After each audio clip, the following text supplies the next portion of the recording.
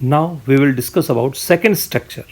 The second structure is SF6 molecule, in which sulfur atom is sp3d2 hybridized and its shape is octahedral. Sometimes we can say it square bipyramidal structure.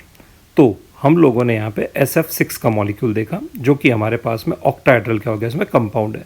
Octahedral compound का मतलब हो गया एक square के अंदर हमारे पास में क्या एटम हो, 4 एटम अवेलेबल हो और सेंटर में एक सेंट्रल एटम अवेलेबल हो। उस सेंट्रल एटम से वेज पर हमारे पास में एक ग्रुप जाए और एक ग्रुप डैश पर जाए तो स्क्वायर हमारे पास में बायपिरामिडल क्या बन जाएगी, इसमें स्ट्रक्चर बन जाएगी। ठीक है, इसको हम दो तरीके से रिप्रेजेंट कर सकते हैं।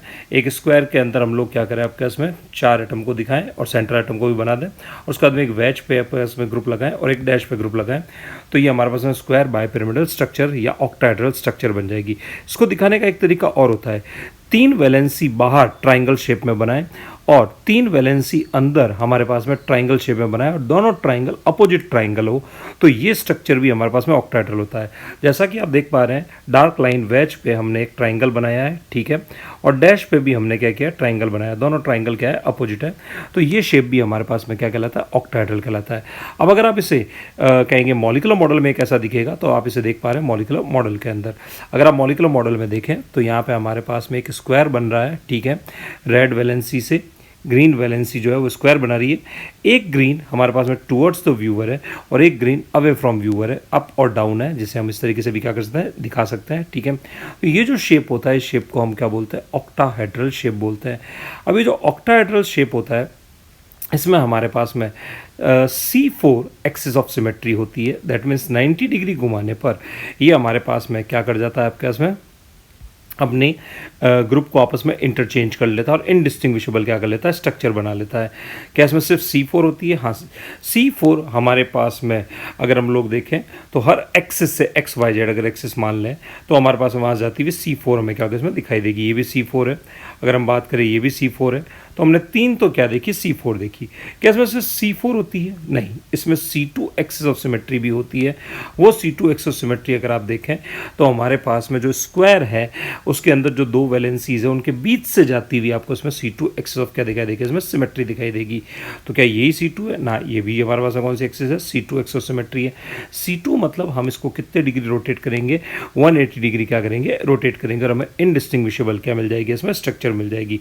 तो क्या हमारे पास में सिर्फ और सिर्फ C2 और C4 एक्सिस, क्या ये एक्सिस सिमेट्री यहाँ अवेलेबल है? ना, मैं कहूँगा इसमें प्लेन ऑफ सिमेट्री भी अवेलेबल है।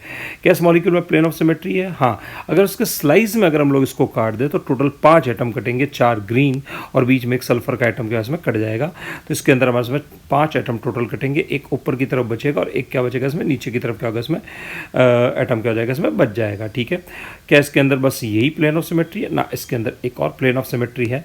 ठीक है, फिर उसके अंदर आप देखेंगे और प्लेन ऑफ सिमेट्री है। तो इस मॉलिक्यूल के अंदर प्लेन ऑफ सिमेट्री भी हमारे पास में अवेलेबल है, एक्सिस ऑफ सिमेट्री भी अवेलेबल है।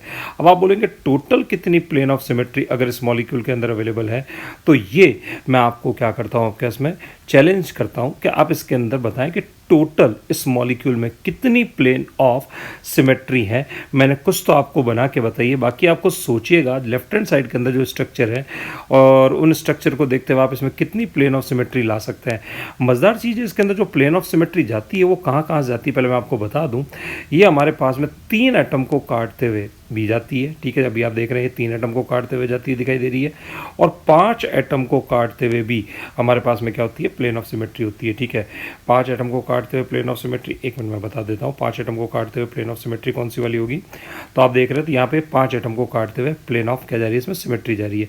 अब आप दिमाग लगाइएगा इसमें कितनी total plane of symmetries available है। That's okay, it's all about structure of क्या हो गया इसमें, SF6 और ऑक्टाहेड्रल मॉलिक्यूल।